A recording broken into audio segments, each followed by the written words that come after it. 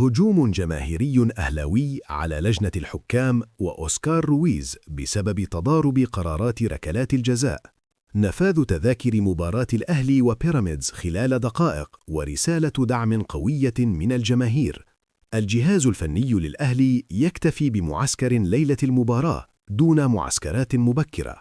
بيراميدز يحاول إخراج لاعبيه من الإحباط بعد الخسارة أمام الزمالك. الفريق مهدد بغياب 4 إلى 5 لاعبين أمام الأهلي.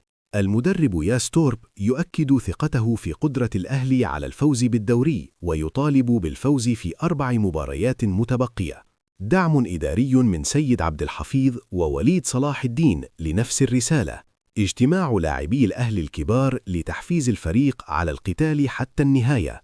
رفع الأحمال البدنية استعدادا لمواجهة بيراميدز. تقسيم تدريبي متخصص: دفاع، تمركز، وهجوم، استغلال الفرص. استخدام تصريحات إعلامية ضد الأهلي كشحن نفسي للاعبين.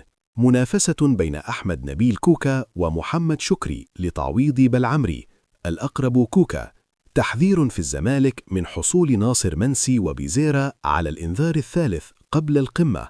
بيراميدز يقدم احتجاجا رسميا ضد التحكيم في مباراة الزمالك. اعتراض على ركلة جزاء غير محتسبة وهدف مثير للجدل. الزمالك يحذر لاعبيه من التراخي أمام إنبي ويطالب بالتركيز. مدرب إنبي يطالب لاعبيه بالنزاهة أمام الكبار.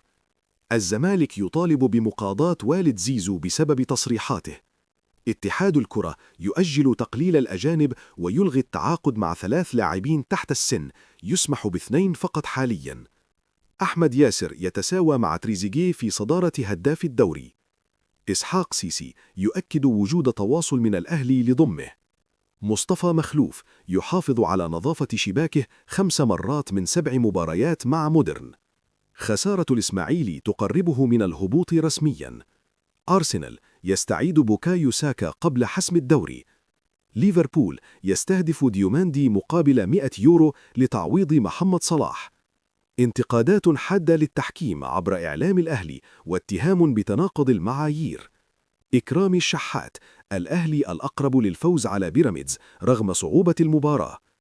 تأكيد تعرض بيراميدز لظلم تحكيمي أمام الزمالك. أيمن عبد العزيز: الزمالك قد يحسم الدوري ب2 فوزين فقط ويشكك في قدرة الأهلي على الفوز بكل مبارياته.